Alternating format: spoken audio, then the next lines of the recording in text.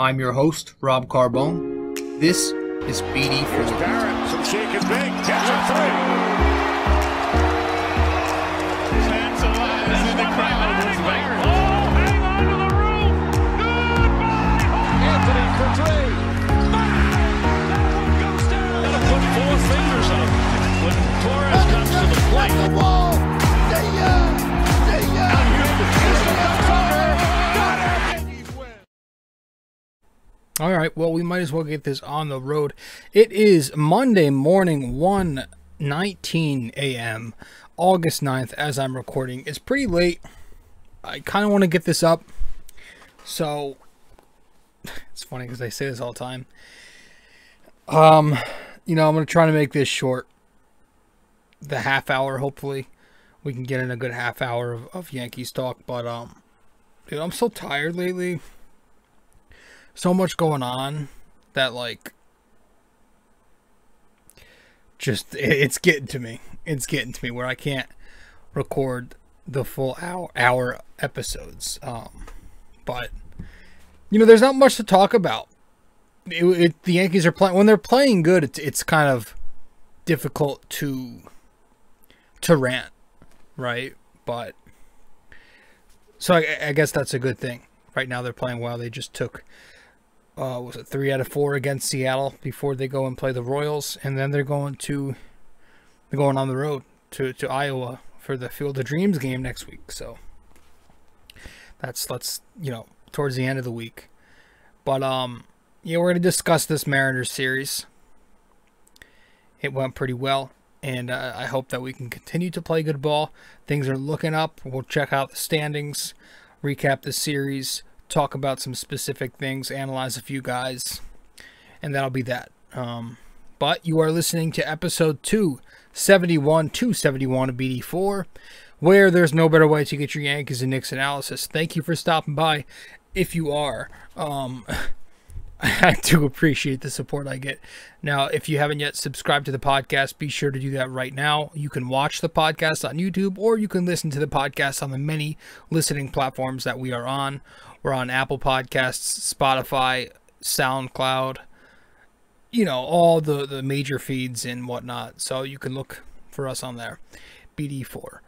If you haven't yet, subscribe to us on, I just said YouTube, didn't I? Where you can watch the podcast. But, you know, we do Yankees episodes every single series, or, you know, we'll miss a few here and there, but Yankees episodes every series. And when the Knicks are in season, we do Knicks episodes every 2 games. And I also write a blog. Been slacking there lately, but we're going to get to it.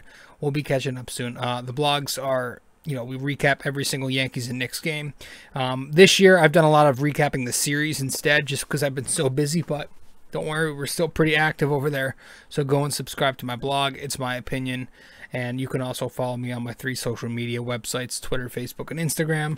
All that information I just said, the blog, the podcast, my socials, you can find on one page. Just go to my Linktree, linktr.ee/rjcarbone.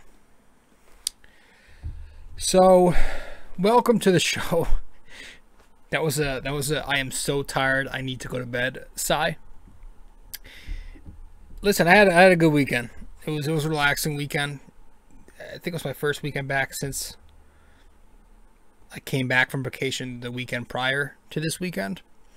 So just getting, you know, back into the swing of things. You know, obviously I'm still going to class and shit. That's online anyway.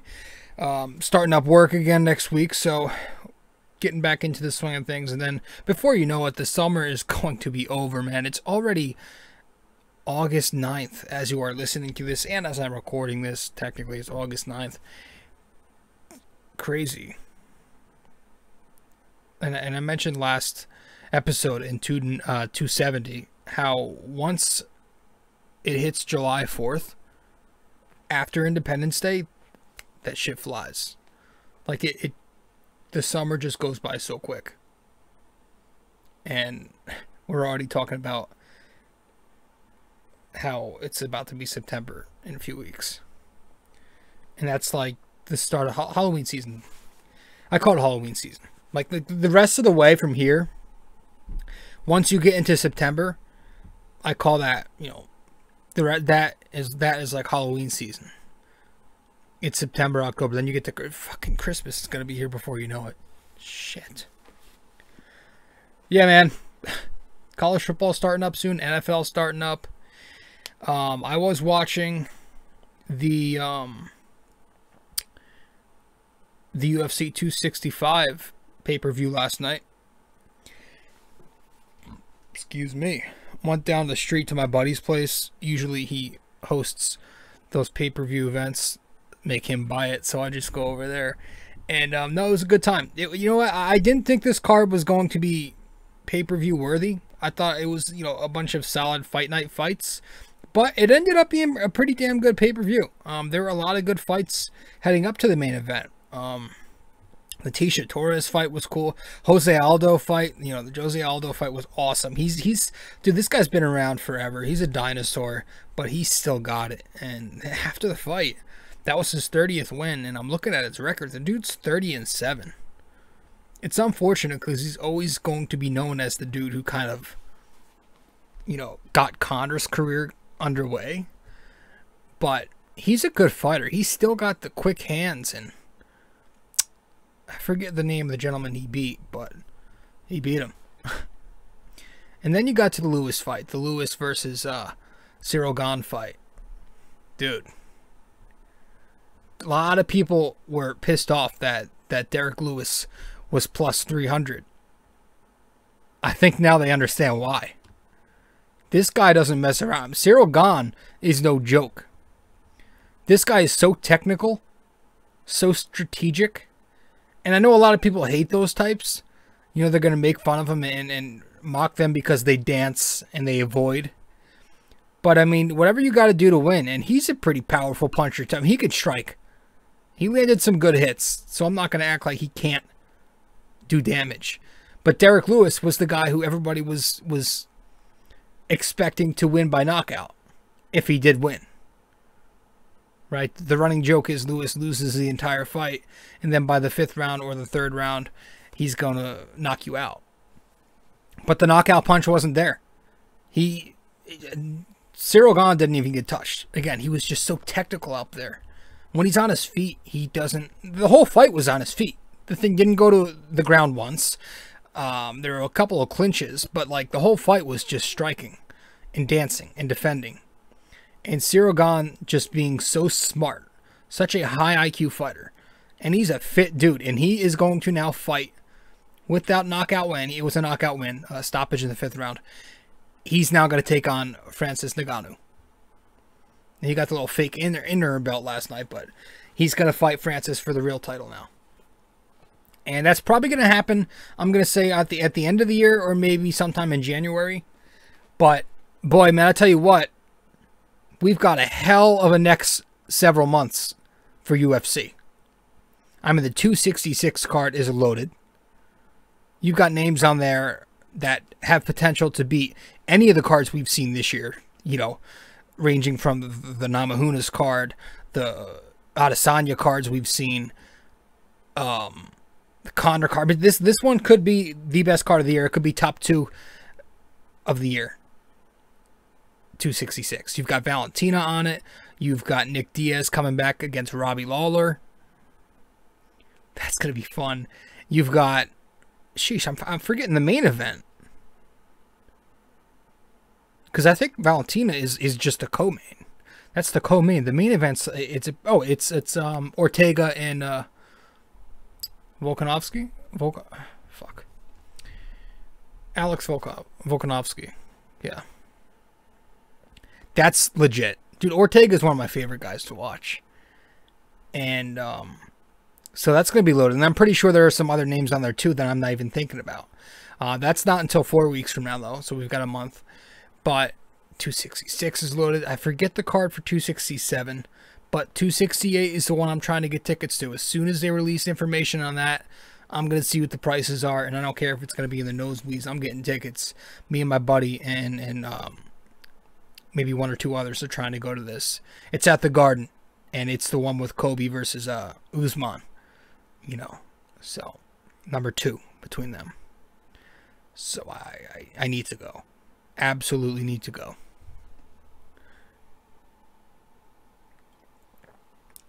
I also need to get to a Yankees game. And it's been 2 years since I've been to a friggin' game, which is crazy because I used to go so much, so often throughout the season, and you know, the majority of the home postseason games, and I've been to an away game or two, but I need to get back there, and it's been so long. It's like I forget so much. I used to like know the stadium, know the in and outs of everything, know where to go. Now it's like I feel like I'm going to get there and be like, where the hell do I go again? I had my spot, 235 section in the bleachers, all the time. So I'm excited. I got to go back. I haven't figured out when, but I am going back for sure. All right, let's head to break. When we get back from break, we'll start this thing up. No need to bullshit and waste time. All right, stay with us. You are listening to RJ Carbone on BD4. If you haven't yet subscribed to this podcast, you can do that right now. BD4 is available on iTunes, Spotify, Google Podcasts, Anchor, and you can also watch it on YouTube. There are plenty of other platforms to find this podcast. All you have to do is go to linktr.ee/RJ Carbone.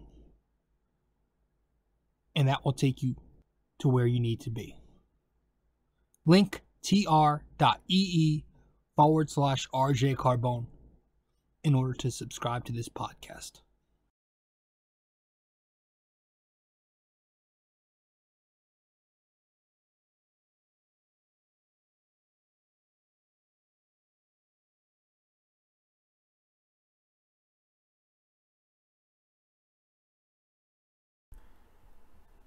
Freaking everybody's getting hurt, man. Or not hurt, everyone's getting the virus. It's crazy. Latest to get it is, I think, unless something's happening right now again, wouldn't be shocked, but the latest to get it now is Anthony Rizzo. Unfortunately, it sucks because the guy was doing so solid. Now he's going to be out a little bit. And it's his 32nd birthday, or it was on Sunday. But he's got it now. Add him to the list. The media made a big fucking fiasco of it because this is one of the players who didn't get vaccinated and he got the virus. So they're using this to send a message to push their agenda. Leave the fucking kid alone, man. He said he got it. He didn't get it because it was his choice since he had cancer in the past, and he's just not sure of what he's putting into his body. And whether or not you agree with that, that's the way he thinks. So I don't think you should probably fuck off and leave the kid alone. Let him make his decision, because that's kind of what the point of this country is, to make your own decisions and have your own freedom. Guess you know where I stand on certain things. But no, listen. I'm not going to fucking have everybody's got to have an opinion on everything nowadays. It's crazy. Best wishes to him. Hope he heals up. And I'm sure he'll get back out there just fine. So he's out. But if we're going to rewind, we'll start with game 1 of the series. The Yankees take the 5-3 win against the Mariners. You know, the Mariners are a team who kind of having a weird year. They're above 500. But they're kind of not sure if they're contending or if they're not. I don't think anybody takes them serious. It's a team I think that the Yankees needed to defeat 3 out of 4, and they did. So they take the 5-3 win in game 1. This was on Thursday night, right? Thursday, Friday, Saturday, Sunday, yeah. 5-3. You got Cortez going up against Anderson. The Yankee bats get it going in the bottom of the second when Torres gets the sac fly. It's 1-0. Then you've got top of the third, a sac fly for Seattle to tie the game off Cortez. 4th inning, Seager gets a solo bomb, makes it 2-1 Mariners. Then you've got Kyle Higashioka with the infield single in the bottom of the 4th to tie the game at 2. Green, later in the top of the 7th, enters the game and surrenders a home run to Klenick, who, you know, beat up on the Yankees this series. One of the few M's who did do a pretty solid job with the bat. Gallo, then, obviously that was his big, you know, Michael K calling it the signature moments. Tell you, man, Michael K has a habit of calling regular season moments signature Yankee moments. Sort of embarrassing, man. Go back and read Yankee history, dude. You're supposed to know this. Like, signature moment is not for the regular season. He did it with Stanton. He's done it with a few other guys, and now he's doing it with Gallo. Easy, easy, easy, easy. This is not your welcome to the... I get sort of the logic. Like, it's the first one as a Yankee. You're getting the monkey off your back. But to me, signature moment means the one that people are going to remember you for. And that shit happens in October. But, okay. Gallo gets the home run. We'll play along. He gets the 3-run shot in the bottom of the 7th. That ends up being the one to win the game for the Yankees. He pulls it down the right field line.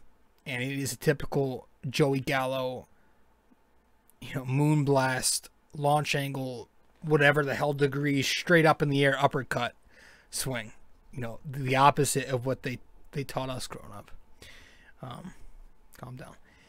I know I got the analytics nerds all riled up there, but he gets the 3-run shot. The Yankees win. It's Cortez going 5 strong, 5 hits, 2 runs, another solid job. Then it goes to Green in the pen, Britton, Chapman for innings 6 to 9.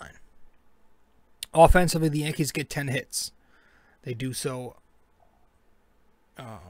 2 of them just came in scoring position. They were 2 for 10. They had 3 walks, 7 strikeouts. 3 of the 10 hits went to Joey Gallo. 3 hits, 3 RBIs. We'll see what happens with him, man.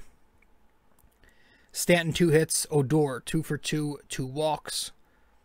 The Yankee bats weren't great in runners in scoring position scenarios this series. In Game 1, they had a lot of wasted opportunities. First and third with no outs in the third. Just got a sac fly off of that. Stranded LeMahieu with the leadoff single in the 3rd inning. 3rd or 4th. Judge walks in the 5th. Didn't get anything out of that. You had 2 singles from Odor and Higgy in the 6th inning. Didn't get anything out of that. But we did get the win. And that was the first game of the set. As we move to Game 2, the Yankees win this one 3-2. You had Peralta and the bullpen for the Yankees going up against Gonzalez. The game was scoreless through the first 5. 6th inning comes. Seattle puts a run on the board. The Yankees then tie it up at 1 in the 8th inning when they get Aaron Judge lining one to left for the sac. Then we go to extras. In the top of the 10th inning, you got Crawford with the RBI single off of Chad Green to make it 2-1. The Manfred runner comes in. Then, with 2 outs in the bottom of the 10th, you've got Stanton, a base hit to tie the game. So, then we get to the 11th inning. Yankees do a nice job of shutting it down. Then Brett Gardner. Gardy has one of his few moments of the year. A base knock to walk it off of Middleton. Good for him. And he needed that. And the Yankees pick up that victory. Offensively, 6 hits, 7 walks, 8 Ks, 2 for 15 in scoring position. Stanton had 2 hits, a walk, and the ribby. Torres, a couple of hits. Gardy, 1 hit, 1 walk, 1 ribby. We stranded a lot of opportunities again. Obviously, 2 for 15. We wasted 2 walks in the 2nd. Stanton's single was stranded in the 4th. Judge has a single. Rizzo steals 2nd in the 6th. Stanton flies out. You had the base hit from Gleyber in the 7th. We got nothing. The 9th inning, you had the double by Torres, the intentional walk. And then you got nothing when Higgy and Gardy both pop it up back-to-back. So the bats weren't good, but the pitching did its job. You had Wandy, Ridings, Rodriguez, Holmes, Litke, Lasagna, Britton, Green, and Abreu all pitched that game, but they did great combined for 11 innings, 176 pitches, 1 run, 9 strikeouts. So, collective effort and a fabulous job by the Yankee pitching staff. So that was the second game. Let's get to game 3. The Yankees win game 3, 5-4. Andrew Heaney on the mound, and awful first start for the Yankees. And it doesn't look like this one's off to a good one either. He surrenders a home run, or double, and then a home run to Seager already in the first inning. It's 2-0 before you can blink. Judge answers back, cuts that lead in half in the bottom of the first, 2-1. Heaney goes back out there in the top of the second. Walk, double, walk, walks the bases loaded, so a runner comes in to score. Then a sac fly, and it's 4-1 Mariners after 2. But then he kind of settles in. He figures it out, and he settles in for the next 4 innings. Scoreless next 4 innings, and he ends up going 6 innings, a 4-run ball, 109 bullets, 9 strikeouts. And if he goes out there and does that all the time, I will take it. That's honestly good with me. Because I was not the biggest... I mean, I'm not against the Heaney move. I wasn't excited about it. You know? We didn't give up jack shit, so you can't be mad at the move. But I'm not one of the Yankees fans who are like, oh, great, we got this guy. I'm expecting what he's been giving the Angels his entire career. So if he can go out there and give you 6 innings as a 4-run ball, I will take that for sure. Bottom of the 6th, Odor goes porch, 4-3 Yankees with the dinger. Higgy in the bottom of the 6th gets the RBI pinch hit double, makes it 4-4 tie ball game. Then Rizzo bounces into a double play, but it does score a run. That's how the Yankees win 5-4. Yankee bats go for 11 hits, a walk, 9 Ks, 2 for 8 in scoring position. LeMahieu has 2 hits. Judge has 2 hits. Stanton has a pair of hits. Wade has 2 hits. Higgy has a hit. Gallo, 1 walk and 3 strikeouts in very Gallo fashion. Heaney, Holmes, Rodriguez, Lasagna. That was your arms. Or those were your arms. And that was game 3. And that was the last game of the series the Yankees would win. Game 4, I didn't write it down here on YouTube. If you're watching the podcast, I don't have the stats on the screen, but it was a quiet, silent game anyways. Yankees lose 2-0. They don't have Rizzo, but Luke Voit does come back for this one. And pitching for them was Luis Hill, right? Luis Hill pitching for the Yankees. He goes out there and does well again. He goes 5 strong, 2 hits, no runs, 2 walks, and 8 strikeouts. Hey, good for him. The Mariners score in the 8th inning off the Yankee pen. It's Seager with a double, and then they get a single to make it 2-0. Yankee bats, though, just too quiet. No runs, 6 hits, 3 walks, and 0 for 11 with runners in scoring position. Gleyber did have 3 hits, now up to 253 on the year. Voit returned, went 0 for 4 though. Gardy was 1 for 2, and we just stranded a bunch of runners again. You had Torres' double stranded in the 2nd. In the 3rd, you had DJ LeMahieu, Judge, and Stanton all left on base. You had Torres singling in the 4th, another moment where he's stranded. Stanton walking in the 5th, we get nothing. In the 6th, Torres, Odor, both stranded. Gardy, the infield single in the 9th there. He doesn't come around to score. And then, you know, this was the game where Kelenic was hurt. No, he was ejected, as was Seattle manager Cervais. He was also ejected on that strike 3 call to Kelenic. Gallo showed off his arm. He's a good defensive player, man. I'll give him that. You know, he's definitely a good outfielder. He showed some life offensively this series. He was 4 for 14, 3 walks, so he got on base. He had the homer and the 3 RBIs in the first game. But we'll see with him, man. I'm not, I think he'll put up some flashy numbers, the home runs, the RBIs, the OPS, the power numbers will be there. But it's the swing, man. If he does help us get to the playoffs, great. But it's in the playoffs where I'm going to be concerned about someone like him, where elite pitchers are going to see that uppercut swing and start throwing him the high heat, where he can't exactly do that as much. But we'll see. I'm trying my best to stay with it here. But he showed life this series, as did Gleyber Torres, like I said. He had multi-hit games in 2 of these 4 games. But after the game, he got the MRI on his left thumb because he stole a base. And if it's not bad enough that he's getting an MRI, this time around, Aaron Boone says he is concerned. So I'm not expecting good news at all there. Stanton showed life. That's a positive. 5 games in a row with 2 hits up until today or Sunday. He's still not homering, really. It was just the Orioles game. And then outside of that, you got to go all the way back to July 20th against the Phillies, where he last homered. Who else? Not much else, man. You know, Greg Allen sent down. Florial sent down for Jonathan friggin' Davis. I'm not even going to rant on that. Don't have the energy tonight. Cortez looks solid still. He's still going strong. I read a stat on Twitter.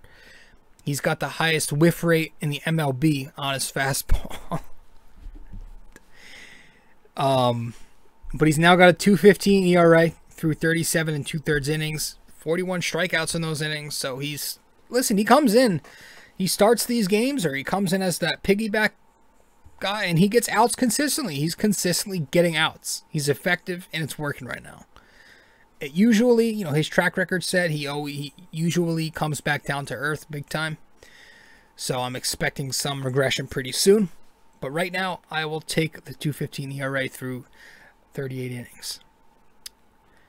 Luis Hill looks good, man. A couple of starts under his belt already. It's only Baltimore and Seattle, but he did his job. Right? He's getting 2 shutout starts. Got a good fastball that sits around 98. He'll dial it up there in those intense moments too, as Kay was mentioning. Big league slider. Pretty swooping slider. I like it. You know, changeup needs some work. It's a little hard. Does need a little more separation between his changeup and his fastball. But his stuff looks very similar. A lot of people are comparing Luis Hill to Luis Severino, who's on his way back. I think he has 2 more rehab assignments or starts. But yeah, I like what I'm seeing so far. We'll see when he faces, you know, solid hitting lineups, what happens, and see how he handles his first, you know, stretch of adversity too. But right now, I think you gotta keep throwing him out there while this bullpen recovers from COVID and everything. But the Yanks look good. 8-2 now since the deadline. I think they said 19-9 now in their last 28 games. So yeah, we're stealing bases more. I think there was a stat on yesterday. Don't hold me to this, but I think since the All-Star break, we've got 19, and we had 20 the entire first half of the season. So we lead the MLB with stolen bases in the second half. So that's nice to see. Gleyber Torres, they were saying he had 12 stolen bases already this year, which is that's awesome. At least he's doing that. We're pinch hitting earlier in games now. You know, we're making quicker decisions. We're not just relying on guys so much, waiting for correction and shit. We're making decisions. We're being active and more dynamic because of this. The pitching is, you know, it's both the bullpen and the rotation is kind of rounding into form right now again. So I like what I'm seeing. And I just hope that we can continue to get it. But we'll see. So let's head to our first break, or our last break, actually. And when we get back from the break, we'll just wrap this thing up with the NYK question of the day. And that'll be that. Stay with us. You can follow me on Facebook at r.j.carbone. You can follow me on Instagram at robjcarbone. And you can follow me on Twitter at nysportstalkrc. And if you want to follow along with the blog that I write, subscribe to It's My Opinion on nysportstalkrc.wordpress.com.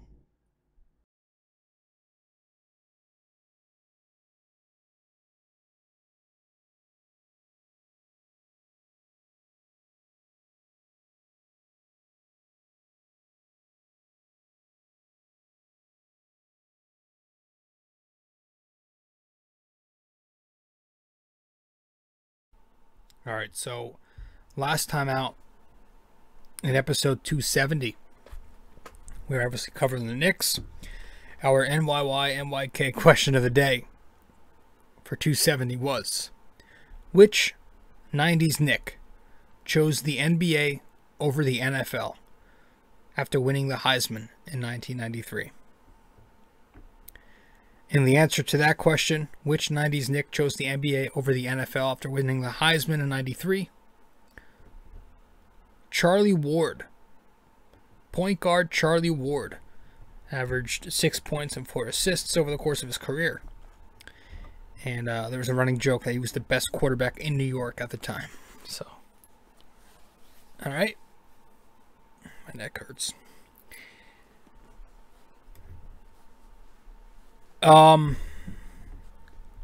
Tonight's brain cramp. Tonight's NYK question of the day, episode 271. What year did Derek Jeter win his first World Series MVP? All right. What year did Derek Jeter win his first World Series MVP? Guys, thanks so much for checking this out. Thanks for stopping by. Episode 271 in the books. I'm your host, rjcarbone. Again, if you haven't yet subscribed to this podcast, do that right now on all the major feeds. Yankees episodes every series, Knicks episodes every 2 games, BD4, where there's no better way to get your Yankees and Knicks analysis. Subscribe to the blog that I write, It's My Opinion, where we recap the Yankees and Knicks every game. And you can follow me on social media, Twitter, Facebook, and Instagram. All that information I just mentioned to you on my Linktree. linktr.ee/rjcarbone. Guys, thanks so much for stopping by. I'm your host, RJ Carbone, and I'll see you next time. Ciao.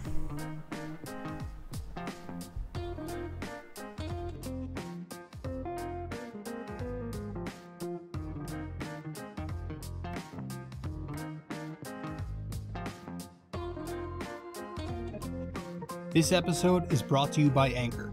Podcasting made easy.